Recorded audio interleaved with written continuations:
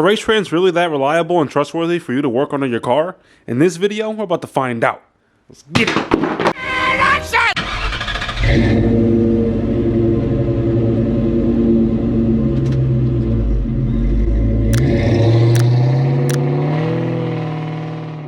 YouTube, what is going on? It is your boy Chris Rod here, and today what we're going to be doing is simply showing you guys what it is like to use race frames and the proper use of how to actually use them. Now, I do know for one fact that you're going to be asking yourself roughly two questions. Count 'em, two. How does something that weigh absolutely nothing keep a car held up in the air? And why is the material not made of metal? And to give you guys a definitive answer, I don't know. But here's what I can tell you. These race frames in particular, they're about $500, and these particular models that I got are the XT race ram models. Meaning that these race ramps in particular are about 67 inches long. They raise your car about 10 inches high. And the biggest thing is really that they are able to allow you to work under any lower car that you own without using jack or jack stands. And now that I don't have to use jack or jack stands, let me show you guys how to use the race frames. First thing that you're gonna wanna do is basically make sure that your wheel is completely straight. And you can obviously see the reason why you would want that, because if not, there's a good chance you're probably going to put your car over the ramps and not have a good day. Next thing that you want to do is pretty much align your ramps, and there's no easy way to go about this, but one thing I will say is that these ramps do support up to about a 12-inch wide tire and or wheel. So if you got a little bit more, you probably can still go over it. Just try and measure it as exact as you can. Eyeball it, do what you got to do. But here's how we're going to do this. We're going to lift the long part of the ramp just a little bit up. Stick the other piece right under and line this up as best as we can. And again, eyeball. You'll get it. You'll be fine.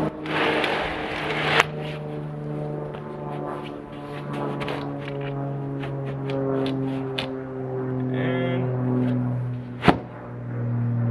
right about there, we're gonna call that good. And then whatever you do onto one side, basically just do right to the other. And now your final step into doing this whole ordeal with the ramps is basically just to get in your car, maybe get your keys, and I don't have that. That's great. So in the car, turn the car on, and simply just go up the ramps as so. And it's really pretty simple. You just want to do kind of like and she went down.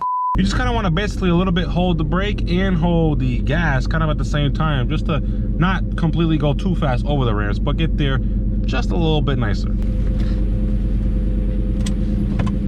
And all you do, put it in gear.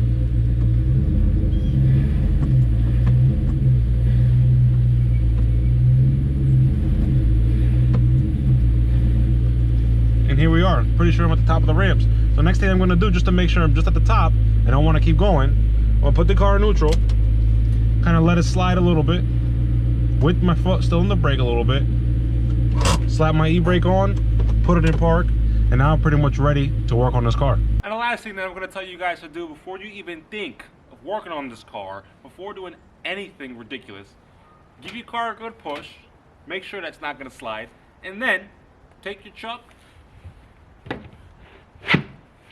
stick it under the wheel, we got the e-brake on, and now we're ready to work. And just to kind of show you guys how much I actually can rely on these things, we're gonna do an oil change in the car, even though I kind of don't need to, but why not? All for the video.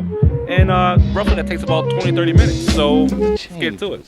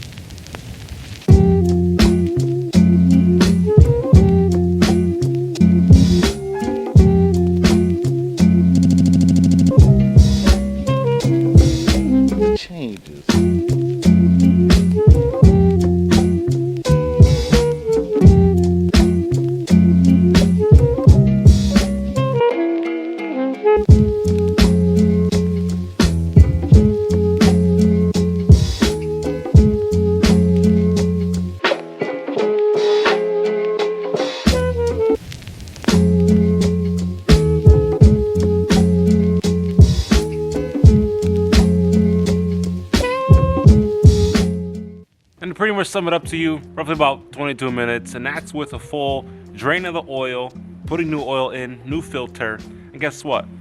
That's still standing pretty good, man. So you guys tell me, would you rely on it?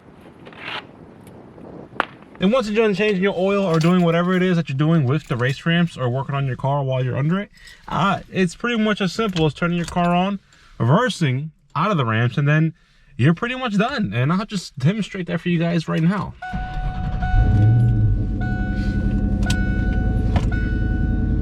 Ready to put it in gear. And then easy 1, 2.